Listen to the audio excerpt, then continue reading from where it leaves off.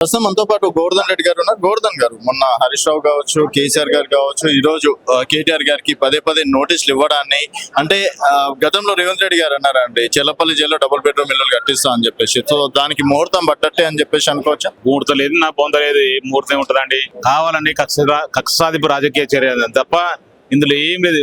పేరుకేం ప్రజాపాలన, only ప్రతిరోజు ఏదో political diversion, తన పాలనని కప్పిపుచ్చుకోవడానికి, అసమర్థ పాలన కప్పిపుచ్చుకోవడానికి ఇట్లాంటి వేషాలు వేస్తుంది తప్ప దీంట్లో ఏది కరెక్ట్ గానే కాదు. కాళేశ్వరంలో నిజంగా 100% లక్ష కోట్ల కుంభకోణం అంటారు. అక్కడ ఖర్చు పెట్టింది 94 కోట్ల రూపాయలు, 94,000 కోట్ల రూపాయలు. ఇప్పుడు మరి దాన్ని 1,00,000 కోట్ల ఎక్కడి నుంచి అవినీతి జరుగుతుంది వాస్తవంగా ఒకసారి మనం ఆలోచిద్దాం. రెండోది, ఇప్పుడు ఈ కార్ రేసు క్లియర్ గా ఇక్కడి నుంచి పంపిన డబ్బులు అక్కడ ఉన్నాయని ముట్టినని చెప్తున్నారు. ఇంట్లో కరప్షన్ ఎప్పుడు ఉంది, బ్రైబ్ ఏముంది, ఇక్కడ ఏముంది, వాస్తవం ఏమని చెప్పండి. కావాలని కాలయాపన, తన పాలనని, అసమర్థ పాలన ప్రజలు అర్థం చేసుకుంటారు. ప్రజలంతా తిరగబడే రోజులు వస్తున్నాయని చెప్పేసి భయపడి ఇట్లాంటివి డైవర్షన్ చేస్తుంటారు తప్ప దీంట్లో ఏం లేదు. దీన్ని మేము తీవ్రంగా ఖండిస్తున్నాం. అసమర్థ పాలన మీకు చేత కాకుండా ముఖ్యమంత్రి దిగిపో, అంతే తప్ప ప్రతిపక్షాల మీద దుమ్మెత్తి పోసడం, 10 సంవత్సరాల పాలన మీద ప్రతిదాని కోడిగుడ్ల మీద ఈకడం తప్ప ఇంకేం లేదు. నువ్వు ముఖ్యంగా ఫస్ట్ టైం మేము అడుగుతున్నది ఏంటంటే, మీరు 420 హామీలను ఫస్ట్ నెరవేర్చండి, 6 గ్యారెంటీ అమలు చేయండి.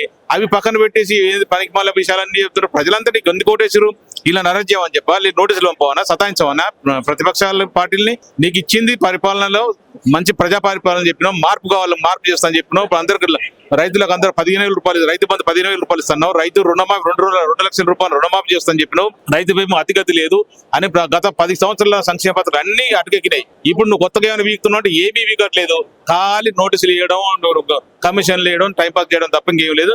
నీ ఆస్తులు మాత్రం లక్షల కోట్ల రూపాయలు పెరిగిపోతుంది.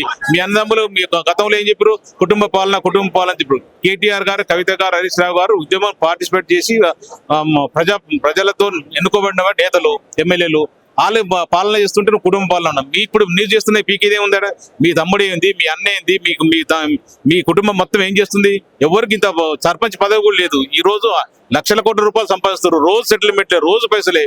ఇవన్నీ నీ పాలనని, అంటే నీ అక్రమాలని, అన్యాయాలని ప్రజలు గమనిస్తున్నారని చెప్పేసి ఇట్లాంటి డైవర్షన్ చేస్తుంది తప్ప దీనివల్ల వచ్చేది లేదు, పోయలేదు. మేము తీవ్రంగా ఖండిస్తున్నాం. ఇప్పుడు ప్రజలే నీ గురపాటు చెప్తారు. ఇప్పుడు ప్రజలు తిరగబడి రోజులు వస్తున్నాయి. మేము ముఖ్యంగా మీ కాంగ్రెస్ ఎమ్మెల్యేలని, కాంగ్రెస్ నాయకుల్ని ఊరాలు తిరిగే పరిస్థితి లేదు. రాబోయే స్థానిక ఎలక్షన్లో తెలుస్తుంది. అప్పుడు నువ్వు ఎన్ని సర్పంచ్లు గెలుస్తావు, ఎన్ని ఎంపీటీసీ గెలుస్తావు, ఎన్ని జెడ్పీటీసీ గెలుస్తావు. ప్రజలు మీకు కర్ర కాల్చి వాత పెట్టడానికి రెడీ ఉన్నారు, సిద్ధంగా ఉన్నారు.